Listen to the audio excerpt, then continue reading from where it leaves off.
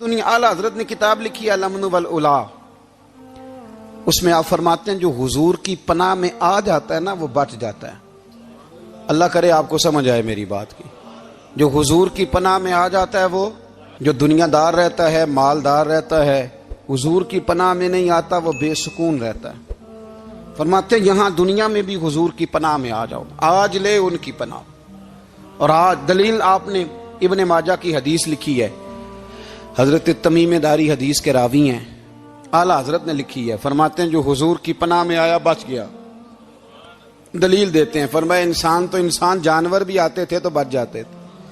حضرت تمیم داری رضی اللہ تعالیٰ عنہ فرماتے ہیں کہ ہم کھڑے تھے، ایک اونٹ دوڑتا ہوا آیا، نبی کریم صلی اللہ علیہ وسلم کے پہلے اس نے قدموں پہ سجدے کیے۔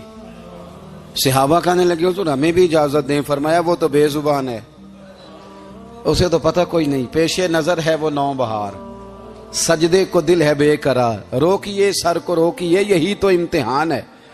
فرمایا اسے کیا پتا، تم تو مکلف ہو شریعت کے، تمہیں اجازت نہیں ہے۔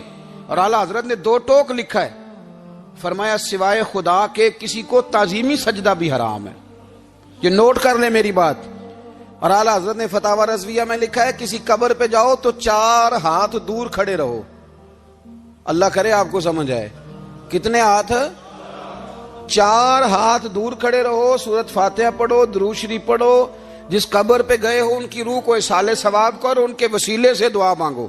اعلیٰ حضرت فرماتے ہیں قبر کو سجدہ بالاتفاق حرام ہے، طواف قبر کا کرنا بالاتفاق حرام ہے، بوسہ لینے میں اختلاف ہے کہ جائز ہے کہ ناجائز ہے، لیکن بوسے سے بھی چونکہ شک پڑتا ہے تو فرماتے ہیں احمد رضا کی رائے یہ ہے کہ بوسہ لینے سے بھی بچا جائے۔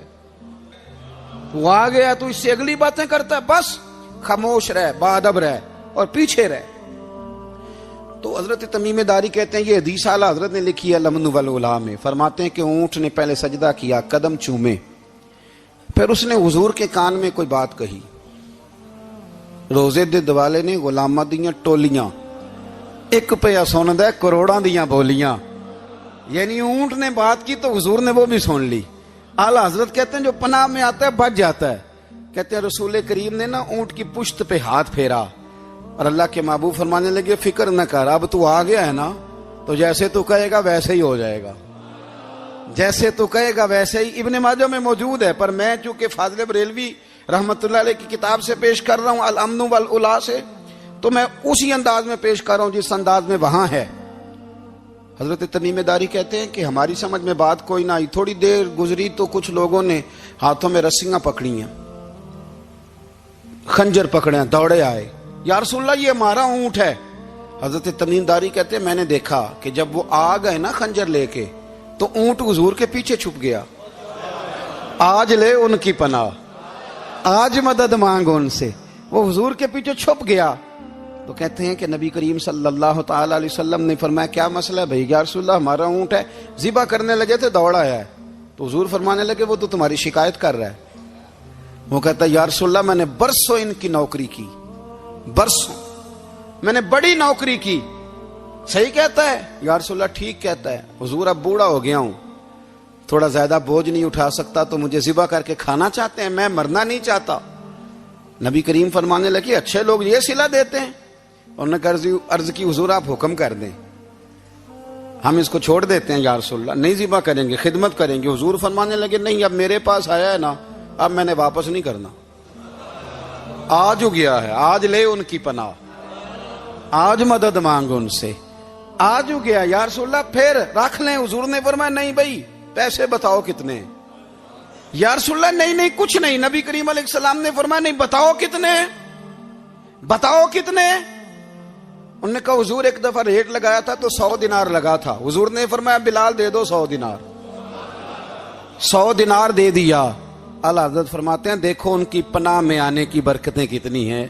ان سے کہا تم جاؤ، وہ چلے گئے، حضور نے پشت پہ ہاتھ پھیرا، فرمایا جا تو آزاد ہے۔ حضرت تمیم داری کہتے ہیں وہ پہلے گیا پھر پلٹ کے آیا، اس نے نبی پاک کے کان میں کو بات کی، کئی باتیں کی، پر میں ایک بات کرتا ہوں، کئی باتیں کی، ایک بات کی تو حضور رو پڑے، اونٹ چلا گیا۔ ہم نے عرض کی حضور یہ کیا کہہ گیا ہے؟ تو محبوب فرمانے لگے یہ کہہ گیا یا رسول اللہ جس طرح آپ نے مجھے چھری سے بچایا ہے، میں دعا کرتا ہوں اللہ آپ کی امت کو جہنم سے محفوظ فرمائے، اللہ جہنم سے بچائے آپ کی امت کو، اس طرح مجھے چھری سے آپ نے محفوظ کیا۔ اعلیٰ حضرت فرماتے ہیں کن چکروں میں پڑے ہوئے ہو، کن چکروں میں؟ پیسوں کی پناہ لیتے ہو، عہدوں کے پیچھے چھپتے ہو، دولت کے پیچھے چھپتے ہو، تعلقات کے پیچھے چھپتے ہو۔ فرمایا مصیبت آئے گی تو یہ سارے ہٹ جائیں گے، اگر پناہ لینی ہے تو مدینے والے محبوب کی پناہ لو، دروازہ رسول پہ آؤ، نبی کریم کی بارگاہ میں جھکو، حضور سے پیار کرو۔ اعلیٰ حضرت فرماتے ہیں محبوب کا ادب کرو، رسول اللہ کی غلامی کرو۔ فرماتے ہیں پھر کہ گلی گلی تباہ، ٹھوکریں سب کی کھائیں کیوں، دل کو جو عقل دے خدا تو تیری گلی سے جائے کیوں۔ اور فرمانے لگے جان ہے عشق مصطفیٰ، روز فزوں کرے خدا، جس کو ہو درد کا مزہ وہ ناز دوا اٹھائے کیوں، جس کو ہو درد کا مزہ وہ ناز دوا اٹھائے کیوں۔ انہوں نے محبوب کریم کی محبت کا پیغام دیا، صحابہ کی محبت کا، بولیے، صحابہ کی محبت کا پوری کتاب لکھی حضرت صدیق اکبر جناب عمر کے فضائل پر۔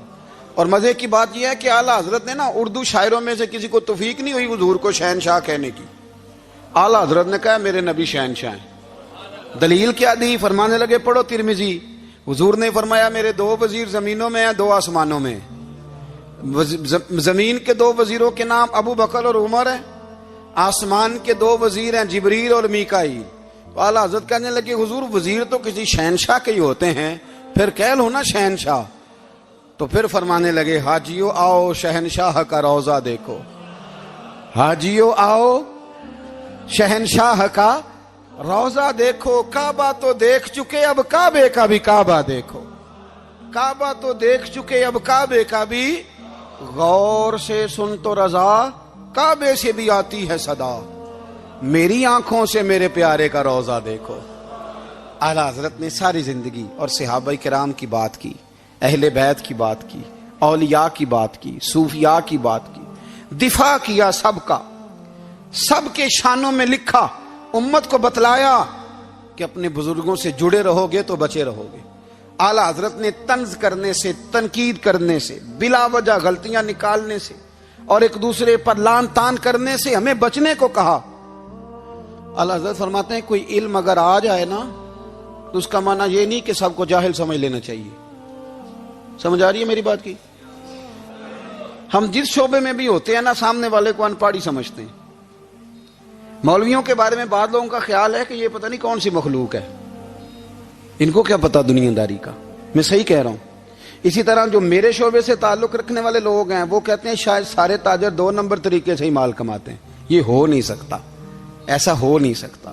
ہمیں نا دوسروں کی اہمیت کی خبر رکھنی چاہیے، ہمیں ایک دوسرے سے پیار، ہم طنز کرتے ہیں، تنقید کرتے ہیں۔ فاضل بریلوی منع کرتے تھے، آپ فرماتے ہیں یہ طریقہ درست، ہم جب غلطیاں نکالنے پہ جاتے ہیں تو معاذ اللہ اتنا اوپر بن جاتے ہیں کہ معاذ اللہ ثم معاذ اللہ اللہ رسول تک پہنچ جاتے ہیں۔ اعلیٰ حضرت کے زمانے میں ایک شخص نے کہہ دیا نبی پاک کا خیال آئے تو نماز ٹوٹ جاتی ہے۔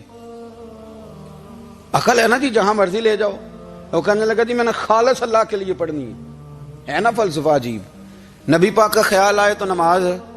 اعلیٰ حضرت فرمانے لگے تو بڑا ہی پاگل ہے، جب تو کہے گا السلام علیکہ ایھا النبی، خیال آئے گا کہ نہیں؟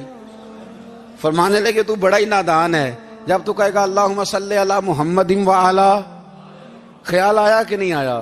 فرمانے لگے تو نبی پاک کی بات کرتا ہے، نماز میں تو ابا اماں کا بھی خیال آتا ہے، ربنا اغفر لی والی والدیہ۔ فرمانے لگے ربے کے خیال سے نہیں ٹوٹتی تو مدینے والے کے خیال سے کیسے ٹوٹ گئی؟ فرمانے لگے بڑا ہی بیوقوف ہے تو۔ اعلیٰ حضرت فرمانے لگے تو کہتے ہے حضور کا خیال آئے تو ٹوٹ جاتی ہے؟ فرمانے لگے جب تک حضور کا خیال آئے نہ نماز ہوتی نہیں، جب تک حضور کا خیال نہ آئے نماز ہوتی نہیں، سوال ہی نہیں پیدا ہوتا۔ لوگوں نے کہا جناب وہ کس طرح؟ تو اعلیٰ حضرت فرمانے لگے اللہ نے کہا قرآن میں واقعی الصلاۃ، نماز پڑھو، یہ نہیں بتایا کتنی پڑھنی ہے، اور یہ بھی نہیں بتایا فجر کی کتنی پڑھنی ہے، یہ بھی نہیں بتایا ظہر کی، یہ بھی نہیں بتایا قیام کیسے کرنا ہے، ہمیں یہ بھی نہیں بتایا رکوع کیسے کرنا ہے۔ ہمیں پتا کیسے پتا چلا؟ جب صحابہ نے کہا نا رب کہتا ہے نماز پڑھیں تو کیسے پڑھیں، تو حضور فرمانے لگے سلو کما رأیتمونی اصلی، نماز اس طرح پڑھو کرو جس طرح مجھے پڑھتے ہوئے دیکھتے ہو.